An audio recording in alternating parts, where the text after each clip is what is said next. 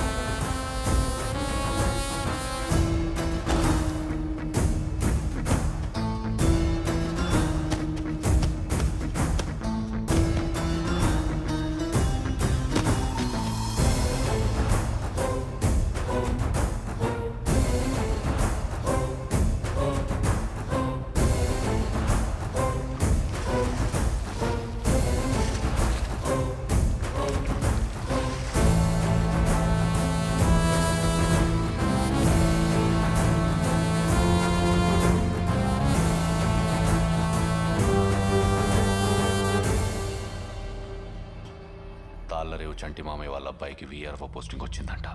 బుజ్జిని అడుగుతున్నారు. నేను ఒప్పేసుకున్నా. సడన్ గా ఏంటి పెళ్ళూసు? ఆ ఉద్దేశం లేదనే కదా ఇప్పుడు చదివించేది. చదువు అంటే దానికి ఇష్టమని చదివించా. నాకు ఇష్టమే కాదు. అంటే కనీసం ఫోటో కూడా చూడకుండా సంబంధం? నువ్వు నా ఫోటో చూసే ఒప్పుకున్నావా? మీకు మంచిదనిపిస్తే మీ ఇష్టం అన్నయ్య. అన్నయ్య, నా కొడుకులు అది కలిసి స్కూల్లో సిమెంట్ బ్యాగ్ బయట పడిస్తారంట.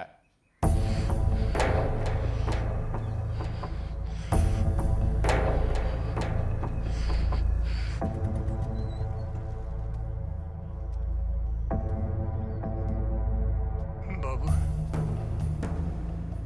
రేయ్,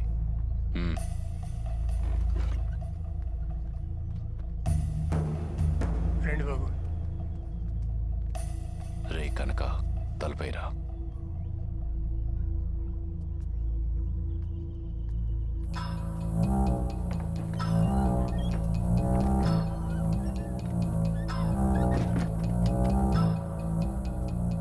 చెప్పండి.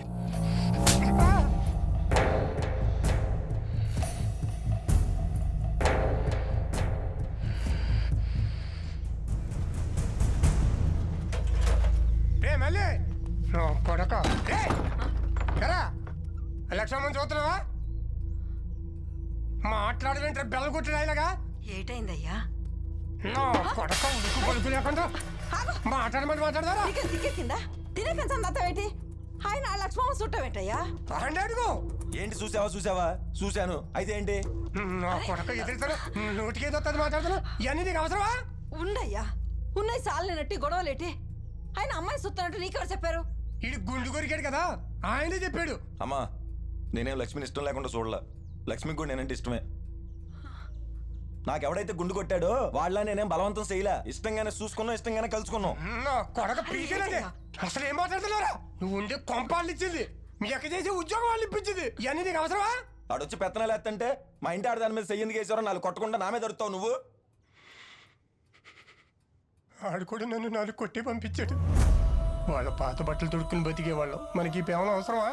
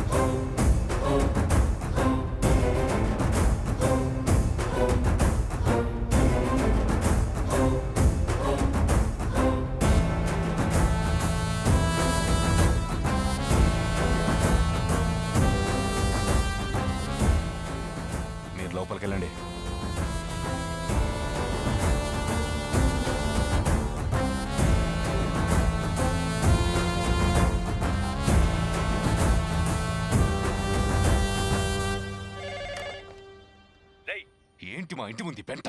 నువ్వు వస్తావా, నన్ను లాగి పడేయమంటావా? నాకు ఇప్పుడే తెలిసింది. మీరేం రియాక్ట్ అవ్వకండి సార్. మీరు తొందరపడితే ఊరంతా తప్పు మీదే అనుకుంటారు. అంటే ఇప్పుడు నేను చూస్తూ కూర్చొని ఉండాలా? మహా అయితే ఎంతసేపు ఉంటారు సార్? సాయంత్రానికి అంతా సర్దుకుని వెళ్ళిపోతారు. నా మాట విని మీరు కాముగా ఉన్నట్టు చెప్తాను.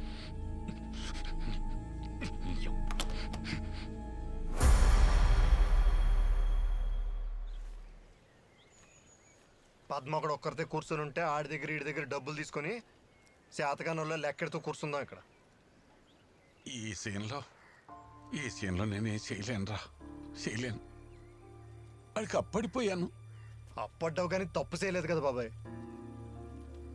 అప్పు చేసావు కదా అని తలదించుకుంటే ఇంకా ప్రతిదానికి తలదించుకోవడం అలవాటు అయిపోద్ది బాబాయ్. అంత కాడికొస్తే మన ట్రూప్ అంతా తల తాకట్టేట్టయినా సరే నీ అప్పు తీరుతాం. ఇప్పటి వరకు పెళ్ళికి చౌలికి బ్యాండ్లు వాయించాం. ఇప్పుడు మన కోసం వాయిద్దాం బాబాయ్. రారా రండి.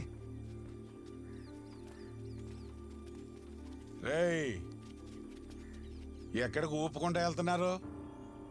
వచ్చి అందుకోండి.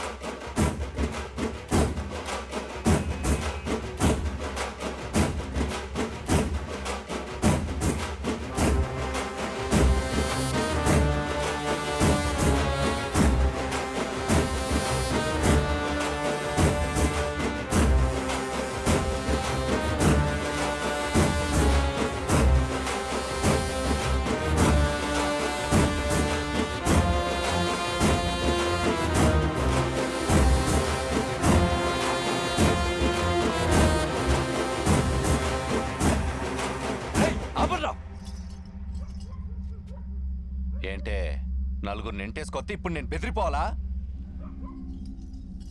మీరేంట్రా, మీకు పెళ్ళిలేం లేవా? ఇక్కడ కొడుతున్నారు. ఏ ఈ నలుగురిని చూసేసరికి భయం వేసిందా? నిన్నటిదాకా పైన ఉన్నావు, ఇప్పుడు కిందకు వచ్చావు. కంగారు పడుకో. నిన్నెక్కడ దాకా తీసుకెళ్ళాలో అక్కడ దాకా తీసుకెళ్ళే వదులుతాం. ఎవరెవరిని ఎక్కడికి తీసుకెళ్తారో చూద్దాం. ఓహో, పెద్ద మనిషి. ఎరా నా కొడక, నువ్వే నారీలా నెగదోసింది? నా అప్పెక్కర్రా. వారం గడువులోగా నా అప్పు తీర్చకపోతే అప్పుడు చెప్తాను నీ సంగతి. ఏండోయ్, అప్పు కట్టలేకపోతే అనుకున్నట్టుగానే నా బ్యాండ్ షాప్ తీసేసుకోండి. కానీ ఒక విషయం, ఎవరిని ఎగదొచ్చినా రారు, కడుపు మండితే వస్తారు. ఎలాంటే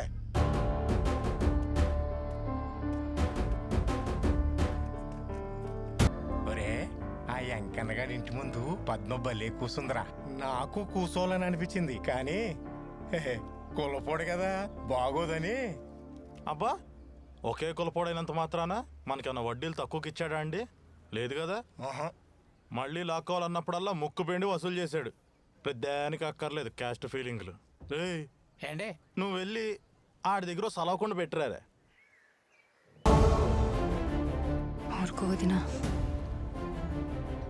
అమ్మా, అక్రమ సంబంధం అంటే ఏంటి? రేచిను ఎవరైనా చెప్పండి. సీను, నన్ను మా ఇంట్లో దింపేస్రా. ఏంటి నాటకాలా? ఎక్కడికి వెళ్తావు? ఎక్కడికో అక్కడికి. ఈ ఇంట్లో మాత్రం ఉండను. ఊళ్ళో వాళ్ళ ఉసురు నా కొడుక్కి తగలడం నాకు అస్సలు ఇష్టం లేదు. నీ అమ్మ, అందరికీ అలసైపోయినా నేను.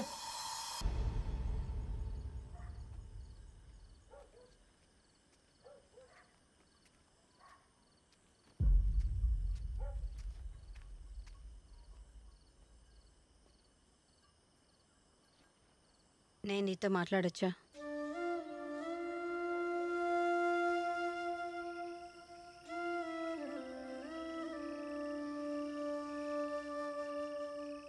చెప్పండి. పద్మ, రోడ్డు మీదకి వెళ్తేనే న్యాయం జరుగుతుందంటే ఇంట్లో ఎంతమంది ఆడవాళ్ళు ఉంటారు చెప్పు? ఏం చెప్పాలనుకుంటున్నారో సూటిగా చెప్పండి. ఆయన గురించి పూర్తిగా తెలిసిన మనిషిగా చెప్తున్నాను. ఆయన ఒక మెట్టు దిగి క్షమాపణ చెప్పే వ్యక్తి అయితే కాదు. ఒక అమ్మాయి పెద్ద మనిషి అయిన తర్వాత తల్లి కూడా బట్టలు లేకుండా చూడదు. అలాంటిది మీ ఆయన నన్ను అలా చూశాడు. న్యాయం కోసమని పోలీస్ స్టేషన్కి వెళ్తే అదేమైనా పెద్ద తప్ప అన్నట్టు మాట్లాడుతున్నారంతా. అయినా మేమేం తప్పు చేశామండి? మీకన్నా తక్కువగా పుట్టడమా? కులం అంతస్తు అనే తేడా లేకుండా ఊర్లో అందరినీ మర్యాదగా కూర్చోబెట్టి ముస్తాబు చేసి పంపిస్తారు మా నాన్న. అలాంటిది మా నాన్న బయటికి వెళ్తే కూర్చోడానికి కుర్చీ కూడా వేయరు. మన ఊర్లో మీ ప్రస్తావన వస్తే ఝాన్సీ గారు, వెంకట్ గారు అని మాట్లాడుకుంటాం. అదే మా పేరు చివరన ఆ 2 అక్షరాలు చేర్చుకోవడానికి మేమెంత కష్టపడాలో మీకు అర్థం కాదు. ఆ గౌరవం నేను సంపాదించుకున్నాననే లోపే మీ ఆయన వచ్చి లాగేసుకున్నారు. నేను ఇక్కడ కూర్చునేది ఎవరో నా మీద సానుభూతి చూపించాలని కాదు ఝాన్సీ గారు. నా ఆత్మాభిమానం కోసం, న్యాయం కోసం. అవి 2 దొరికేంత వరకు నేను ఇక్కడ నుండి వెళ్ళనండి. వెళ్ళను. ఒక భార్యగా నేనేమనుకున్నా సాటి ఆడదానిగా నువ్వే నెగ్గాలని కోరుకుంటున్నాను. సరే, భోజనం చీర తీసుకొచ్చాను, తీసుకో. లేదండి, మీ ఆయన చేసింది తప్పు అని ఇలా చాటుగా కాకుండా బయటకు వచ్చి మీరు ఒప్పుకున్న రోజున అదే మీరు నాకు ఇచ్చే పెద్ద బహుమతి. ఇవేం వద్దండి.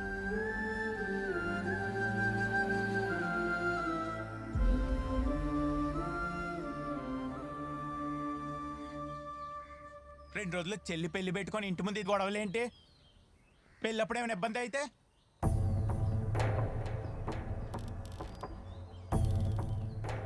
ఆ ఎస్ఐకి ఫోన్ చేసి కనకయ్య వాళ్ళని పోలీస్ స్టేషన్కి రమ్మని కబురెట్టాం. రా కనకయ్య, కూర్చో.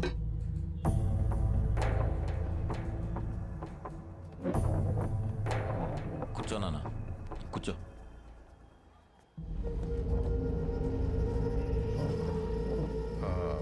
కనకయ్య, ఇలా గొడవ చేసుకుంటూ పోతే మీ రెండైపులా నష్టమే కదా. పైగా అవతల వాళ్ళు చెల్లి పెళ్ళి అంటున్నారు. ఇంతకు దేని గురించి పిలిచారో అది చెప్పండి. అది సూటిగా అడుగుతున్నా. మీకేం కావాలో చెప్పండి. డబ్బు అయితే ఆ విధంగానే పరిష్కరించుకుందాం.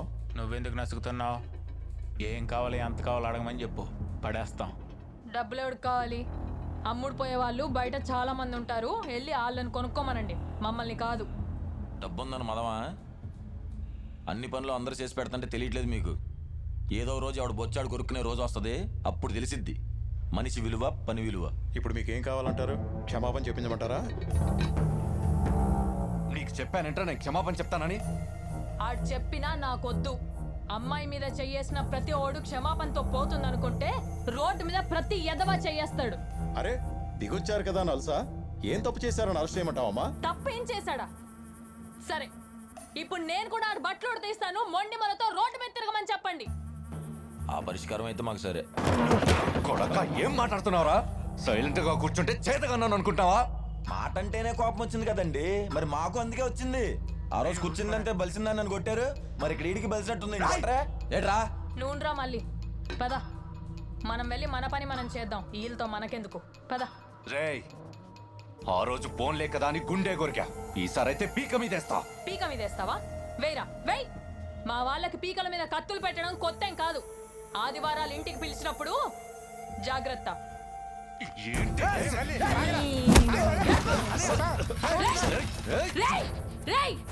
ఈసారి కాల్తో సమాధానం చెప్పా, ఇంకోసారి చెయ్యేస్తే కత్తితో సమాధానం చెప్తా. మీ చెల్లి పెళ్లికి మేము అడ్డురాం, నిన్ను మాత్రం వదలను. పద నాన్న, పద మళ్ళీ.